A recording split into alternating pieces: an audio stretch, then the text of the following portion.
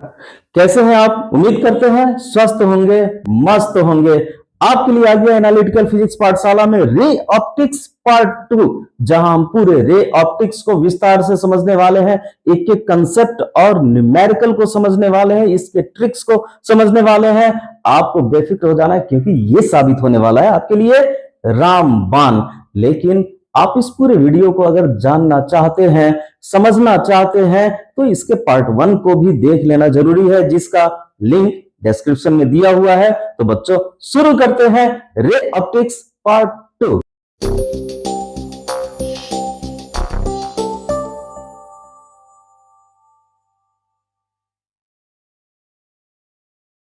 तो देखते हैं रे ऑप्टिक्स पार्ट 2 का टॉपिक्स। टुडेज टॉपिक्स, आज का टॉपिक क्या क्या होगा? तो आज हम जानने वाले हैं रे के बारे में, बीम ऑफ लाइट के बारे में और उसके टाइप्स के बारे में।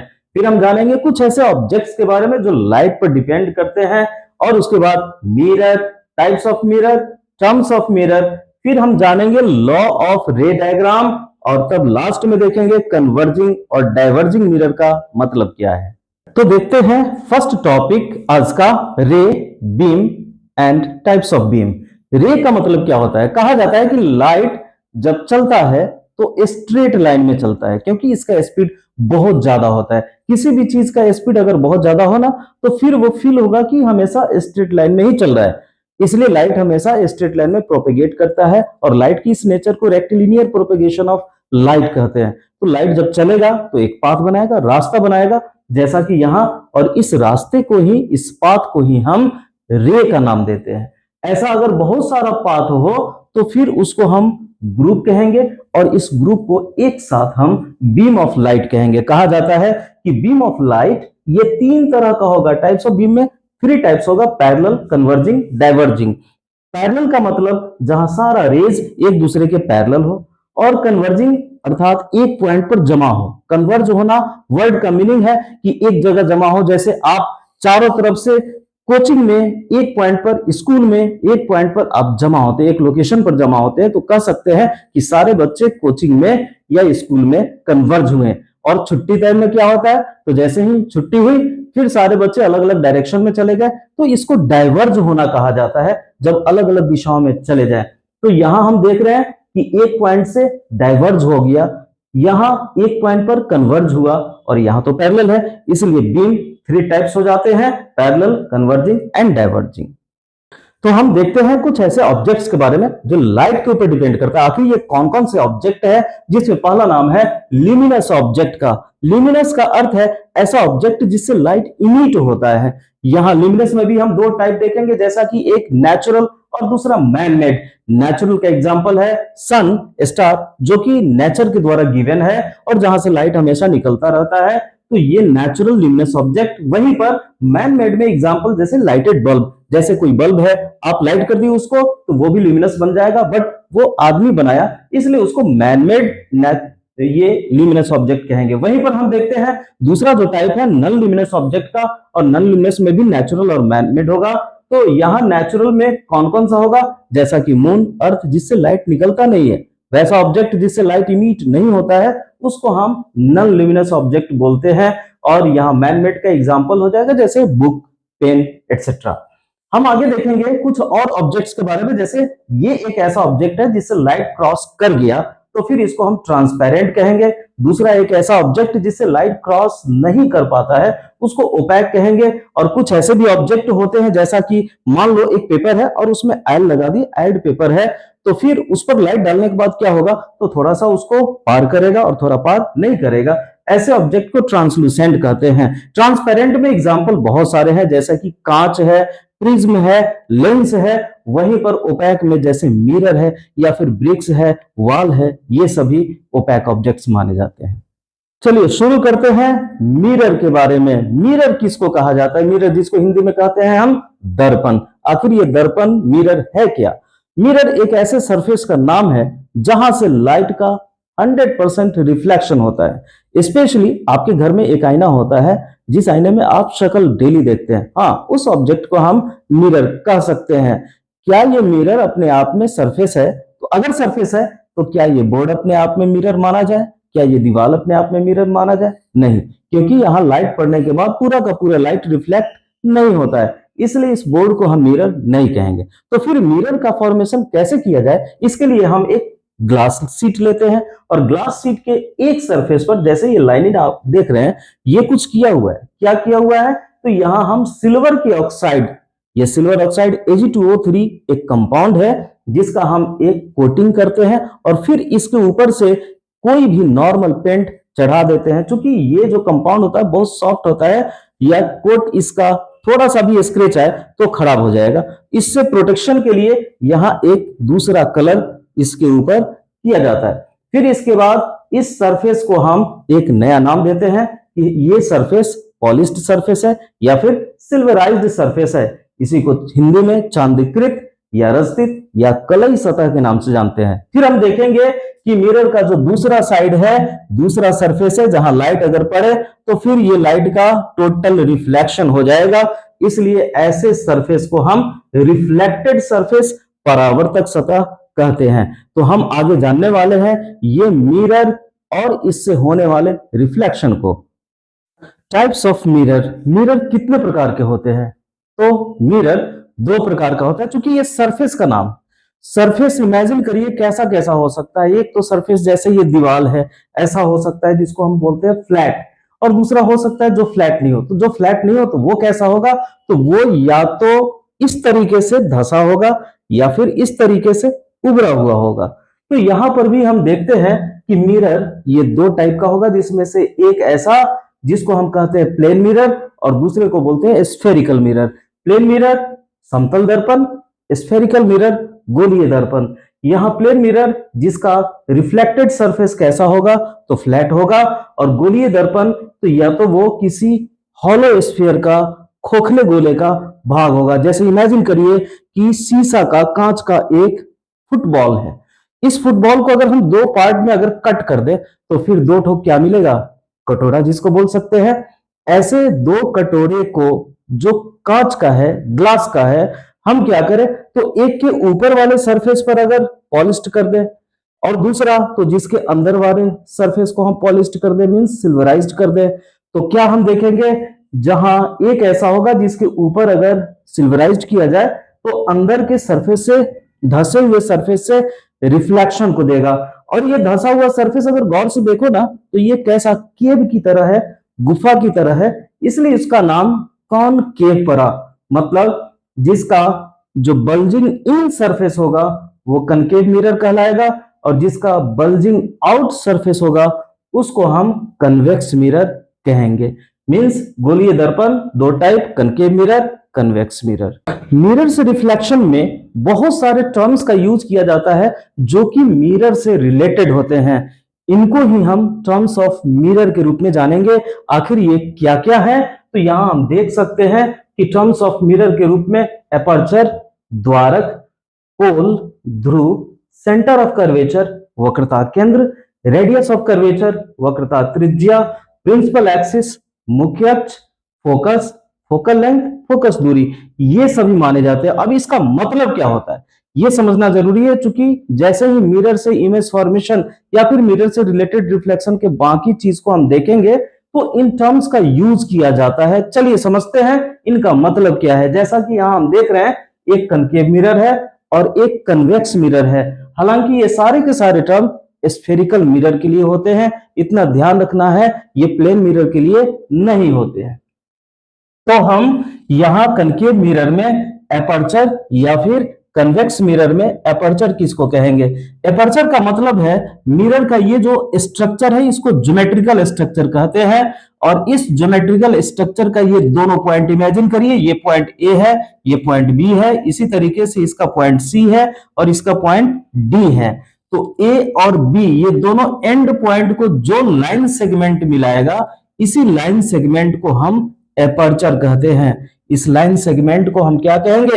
Aperture. That means A B, line segment A B and line segment C D is known as aperture of the mirror. यहां हम देखेंगे पोल का मतलब क्या होता है।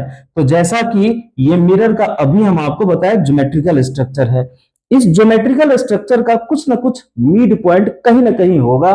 तो इसका अगर हम मिड पॉइंट की बात करें, जैसे इमेजिन करिए कि इसका पूरा लेंथ अगर 6 सेंटीमीटर है तो फिर उसका मिड पॉइंट 3 सेंटीमीटर के पास होगा।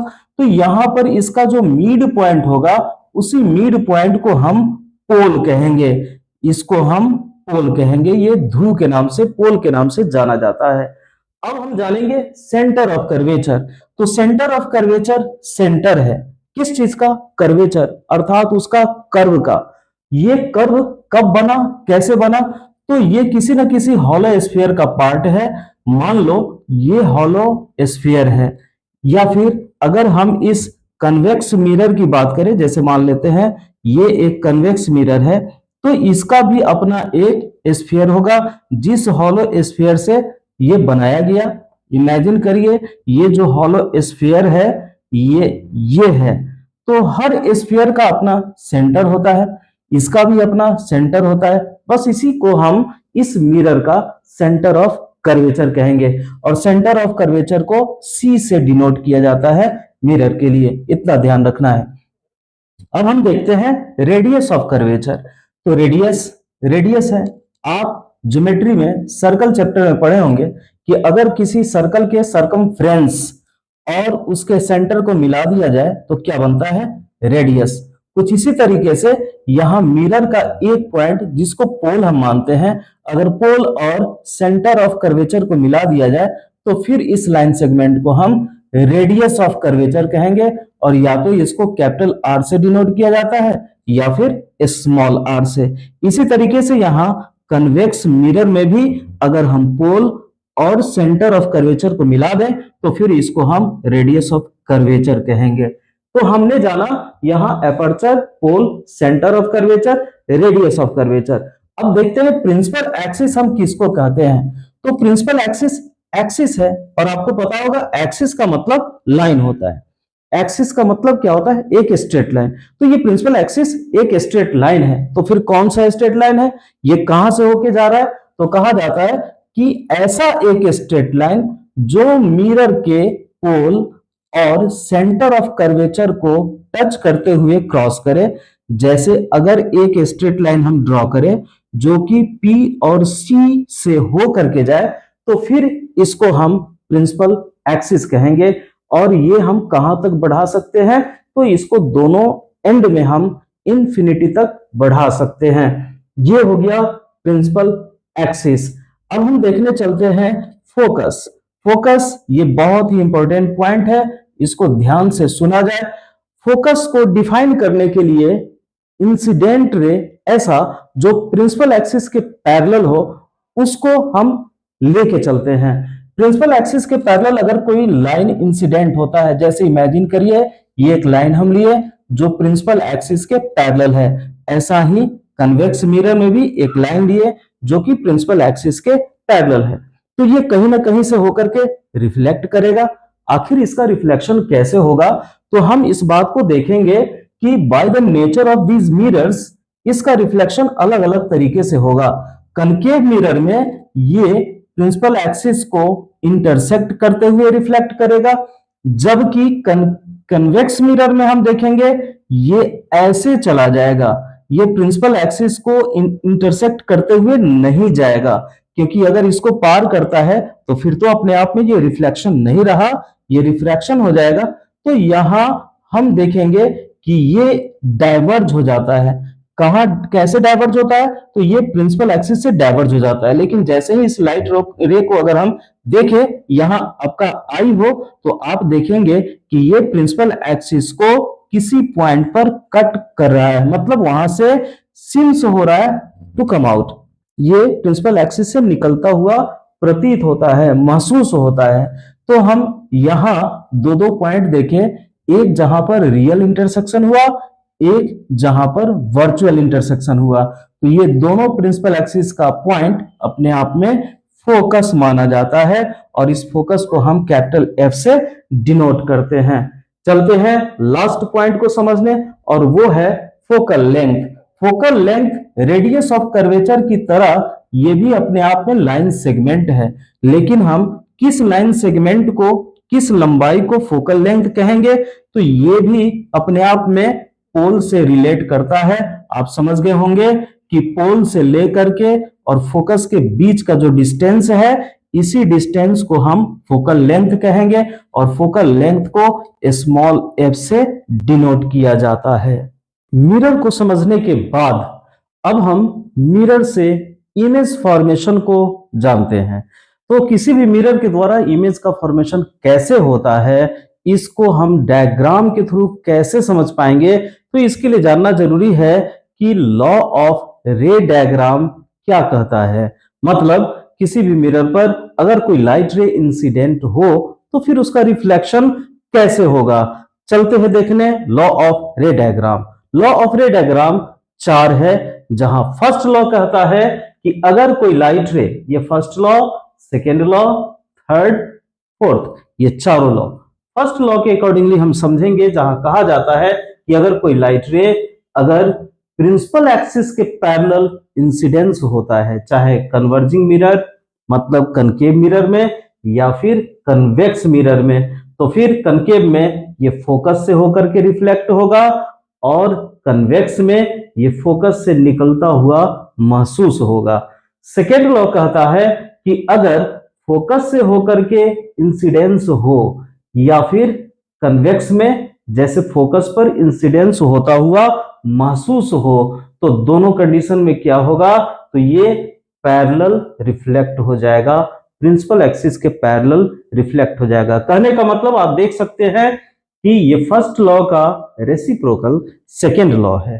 तो आप दोनों में से किसी एक को याद रखें, उसका रेसिप्रोकल कर दे तो सेकेंड लॉ बन जाता है। तो फर्स्ट रिलेट किया पैरेलल, सेकेंड रिलेट किया फोकस से, थर्ड रिलेट करेगा सी से। सी से कैसे, तो अगर कोई लाइट रे कनकेव मिरर में सी से होकर के इंसिडेंस हो तो उसी पाथ पर अपोजिट डायरेक्शन में रिफ्लेक्ट हो जाता है। अगर कन्वेक्स मिरर में सी पर इंसिडेंस होता हुआ महसूस हो तो फिर वो उस पाथ पर रिफ्लेक्ट हो जाएगा अपोजिट डायरेक्शन में। और चौथा है जहां P से रिलेट किया जाता है और कहा जाता है कि अगर कोई लाइट रे P पर इंसिडेंस हो तो प्रिंसिपल एक्सिस के साथ जितना एंगल फॉर्म करेगा ये इक्वल एंगल फॉर्म करते हुए रिफ्लेक्ट हो जाएगा। ऐसा दोनों मिरर में होगा, कनकेव में भी और कन्वेक्स में भी। आज के लास्ट टॉपिक में हम जानते हैं कि कन्वर्जिंग मिरर और डाइवर्जिंग मिरर का मतलब क्या होता है और किसको कहते हैं। कन्वर्जिंग मिरर के रूप में कनकेव मिरर का नाम आता है और डाइवर्जिंग मिरर के रूप में कन्वेक्स मिरर का नाम आता है। तो फिर हम कनकेव मिरर को कन्वर्जिंग मिरर क्यों कहेंगे, इसी तरीके से कन्वेक्स मिरर को डाइवर्जिंग मिरर हम क्यों कहेंगे। ऐसा हमने देखा कि लॉ ऑफ रे डायग्राम के हिसाब से कनकेव मिरर में जब लाइट रे प्रिंसिपल एक्सिस के पैरेलल इंसिडेंस होता है तो फिर वो फोकस से होकर के रिफ्लेक्ट होता है। इस तरीके से हम देखते हैं कि अगर यहाँ कुछ रेज हम ले ले, बीम ऑफ लाइट ले ले जो पैरेलल हो प्रिंसिपल एक्सिस के, तो beam of light reflected ray का बनेगा। और इसको अगर हम बाहर देखें कि ये सारे के सारे बीम ऑफ लाइट जो रिफ्लेक्टेड बीम के रूप में है, ये कैसे हैं, तो आप पढ़ चुके हैं कि ऐसे बीम ऑफ लाइट को हम कन्वर्जिंग बीम कहते हैं, इसलिए कनकेव मिरर को कन्वर्जिंग मिरर कहा जाता है। इसी तरीके से यहां हम कन्वेक्स मिरर में भी देखते हैं, according to law of ray diagram principal axis के पैरेलल अगर लाइन हम रे लिए तो ये सारे के सारे फोकस से निकलते हुए महसूस होंगे, ये सभी फोकस से निकलता हुआ महसूस होगा। और तब हम यहाँ रिफ्लेक्टेड बीम ऑफ लाइट को ध्यान दें तो हम देखते हैं कि रिफ्लेक्टेड बीम ऑफ लाइट ये अपने आप में डाइवर्जिंग बीम के रूप में देखा जा रहा है, इसलिए कन्वेक्स मिरर को डाइवर्जिंग मिरर कहते हैं। तो आज के सारे टॉपिक्स को हम देखें, इसके बाद थर्ड पार्ट में रे ऑप्टिक्स के थर्ड पार्ट में हम इसके बाद के टॉपिक को जानेंगे। जैसे हम जानेंगे कि इमेज फॉर्मेशन कैसे होता है प्लेन मिरर में, कनकेव मिरर में, कन्वेक्स मिरर में, और साथ ही जानेंगे उसके बाद के टॉपिक्स को जिसमें न्यूमेरिकल का आना शुरू हो जाएगा। तो हम चाहेंगे कि आप वीडियोस को कंटिन्यू देखते रहें और अपने पूरे इस ऑप्टिक्स रे ऑप्टिक्स चैप्टर को कंप्लीट कर ले। ये हम बेसिक 10th से स्टार्ट कर रहे हैं और ये 12th के कोर्स मटेरियल तक जाएगा। इवन आप अगर नीट या फिर जेईई का प्रिपरेशन कर रहे हैं तो उसमें भी आपको फायदा होने वाला है।